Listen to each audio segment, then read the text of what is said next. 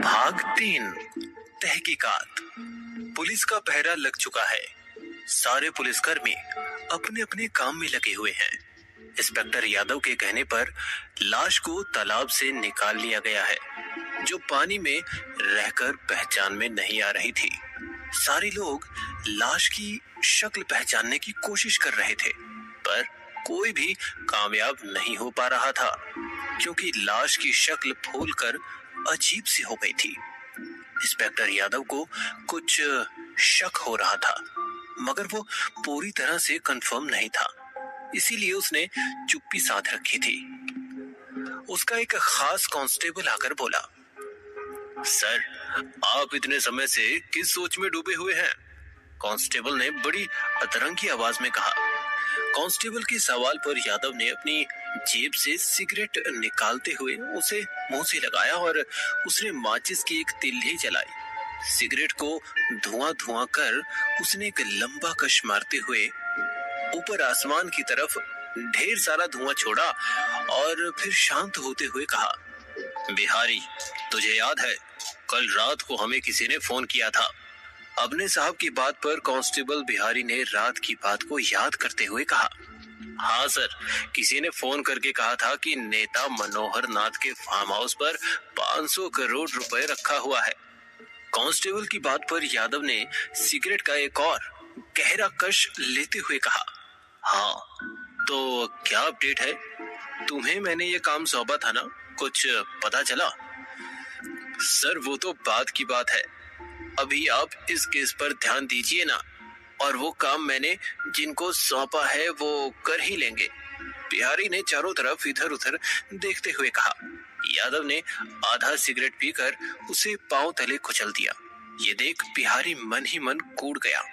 उसने बात बदलते हुए कहा, वैसे सर, आप क्या उस केस को इस केस से लिंक करना चाहते हैं? यादव ने अपनी मूंछों को ताव देते हुए शक भरी निगाहों से कहा, हो ना हो ये मनोहर नाथ की ही लाश है, क्योंकि इनका पहनावा उनकी ही याद दिलाता है।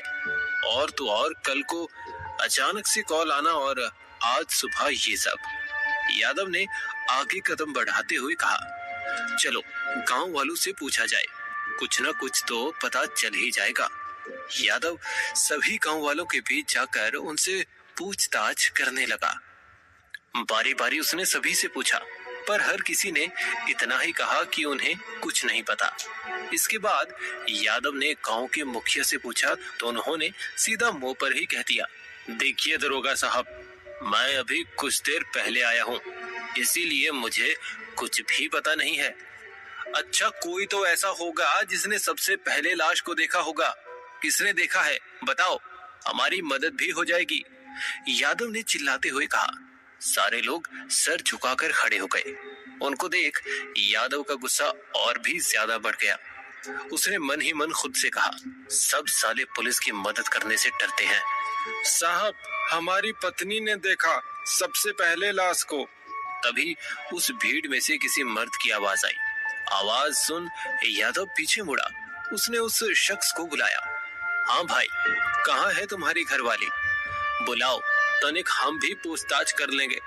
यादव ने खुश होते हुए कहा।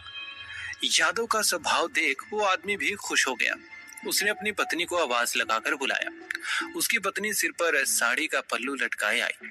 हाँ तो बहन जी, आप विस्तार से बताइए कि आखिर यहाँ क्या हुआ और आपने क्या देखा? यादव ने उस औरत को पत्थर पर इज्जत से बैठाते हुए कहा। यादव ने उस औरत को तो सबसे पहले यकीन दिलाया कि उसे कोई कुछ नहीं करेगा। वो बेझिझक सब कुछ पुलिस को बता सकती है।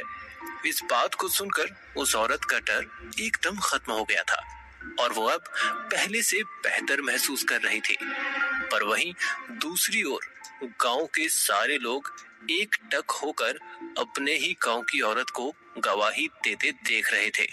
कोई तो मन ही मन उस औरत को गालियां तक दे रहा था कि गैर मर्दों के सामने कैसे वो खड़ी हो गई, और वो भी चेहरा दिखाकर। पर इन सब में गांव की सारी औरतें कहीं ना कहीं खुश थी इस बदलाव को देखकर। और उस औरत ने हिम्मत दिखाकर कहा, साहब, हम सब यहाँ सुबह सुबह तालाब आए थे। जब हम तालाब के पास आए तो देखा कि पानी की सतह पर कुछ सफेद सफेद तैर रहा है। हमको लगा कि नहाते समय किसी का कपड़ा छूट गया होगा, इसीलिए हम पानी में उतर गए।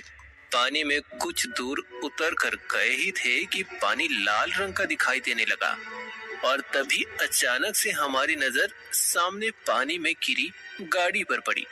जैसे ही इतनी बड़ी गाड़ी हमने देखा, हम तुरंत पानी से बाहर निकल गए और फिर गांव में हल्ला हो गया। उस औरत ने गहरी सांस लेते हुए आगे कहा, इसके अलावा हमें और कुछ भी पता नहीं कि वो ट्रक कहां से आई, वो आदमी कौन था, कुछ भी नहीं पता। औरत की बात को यादव ने बिहारी से लिखवाया। बिहारी ने भी उसी रफ्तार में सब कुछ लिख डाला। यादव ने फिर कुछ सोचते हुए पूछा, आप पहले मुझे ये बताइए कि आप इतनी सुबह सुबह तालाब क्यों आई थी? तालाब तो आपके गांव से काफी दूरी पर है। यादव के सवाल पर औरत कुछ भी नहीं बोल सकी। उसने अपना चेहरा पल्लू से ढक लिया। ये देख यादव को कुछ समझ नहीं आया, पर बिहारी सब समझ गया। उसने यादव को सब कुछ समझाया। यादव ने सारी बात सुनने के बाद कहा, बहन जी, आप मुझे ये बताइए कि आपके गांव में तो हर घर में बाथरूम है ना, तो फिर आप लोग खुले में क्यों जाते हैं? यादव ने थोड़ी सख्ती से कहा, बाथरूम सरकार ने घर की शोभा बढ़ाने के लिए तो बनाया नहीं है। इंस्पेक्टर यादव, आप यहाँ क्या कर रहे हैं? तभी अचानक पीछे से किसी की रौबदार आवाज आई। कांस्टेबल बिहारी ने यादव को इशारे से बता दिया कि पीछे कमिश्नर साहब खड़े हैं। यादव ने कमिश्नर को सलाम करते हुए कहा, जय हिंद सर। बदले में कमिश्नर ने भी हाँ में सर हिलाया और फिर यादव ने सब कमिश्नर को बताया। कमिश्नर ने चारों तरफ गौर से देखने के बाद यादव की तरफ देखकर कहा, वो तो सब ठीक है, पर आप यहाँ इस औरत को क्या बाथरूम का पाठ पढ़ा रहे हो? मुझे उसका जवाब चाहिए।